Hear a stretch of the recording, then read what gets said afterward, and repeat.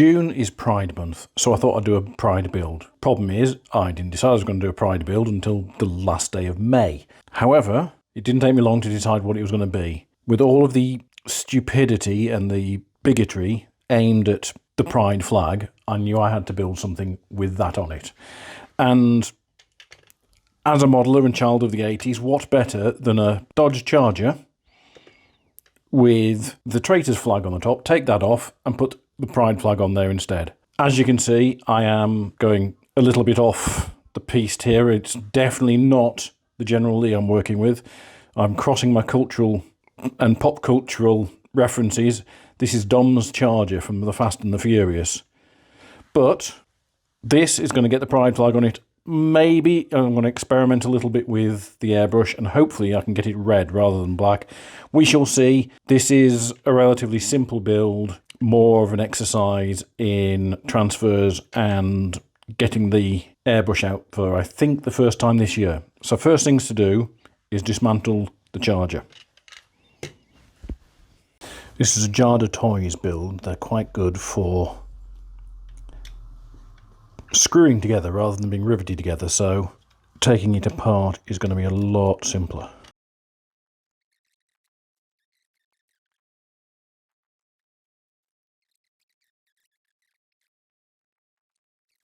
That came apart a lot more easily than I expected. There wasn't even any swearing. So, got the body off. Last thing to do before I buff it and prime it is take the chrome bits off at the front and back.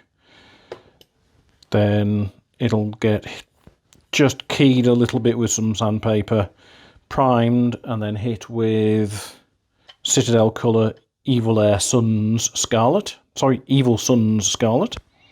The interior is going to get, I think it's going to be purple carpeting and then Pride flag striping on the seats and the doors. A little bit of detailing, as I think I mentioned earlier, on the dash and the steering wheel.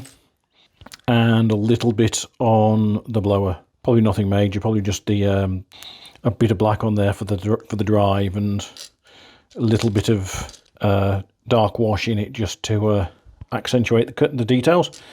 And then a transfer for the flag, maybe for some other bits and pieces.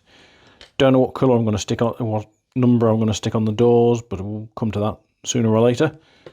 And yeah, more to come.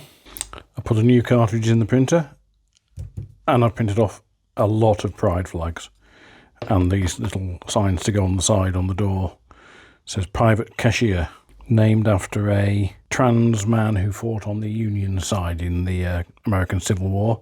So not only are we removing the rebel flag, we're naming it after somebody on the north, from the north as well. So this is white backed, so it will hold the colours more solidly against the quite deep dark red of the car, but it does mean I'm going to have to trim them very, very carefully.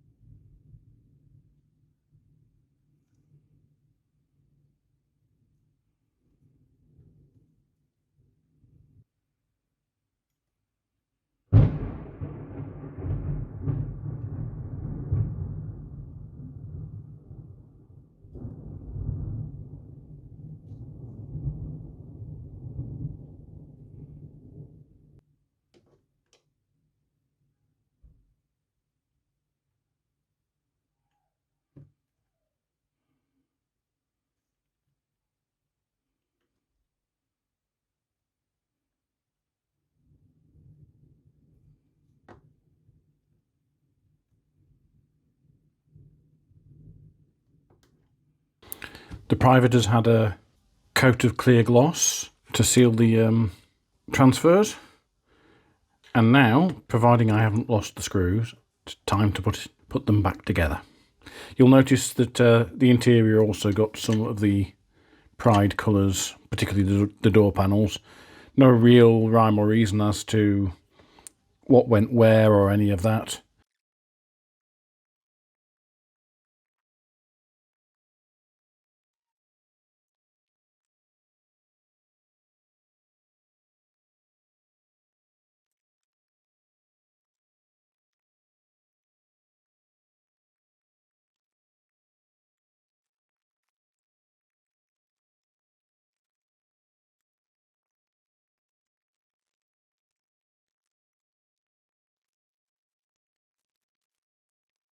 All back together. The only thing is I made a bit of a mess on this transfer here.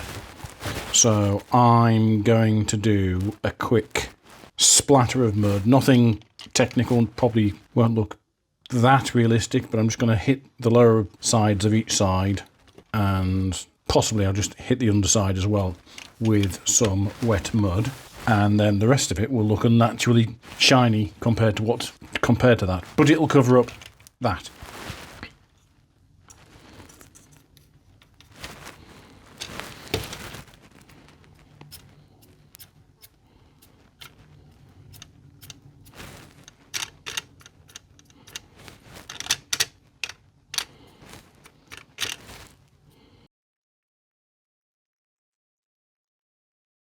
So that's this year's Pride project finished. If I was an organised person, I would have built my Pride project in May and unveiled it at the beginning of June. But no, I decided on the last day of May that I was going to do a Pride project.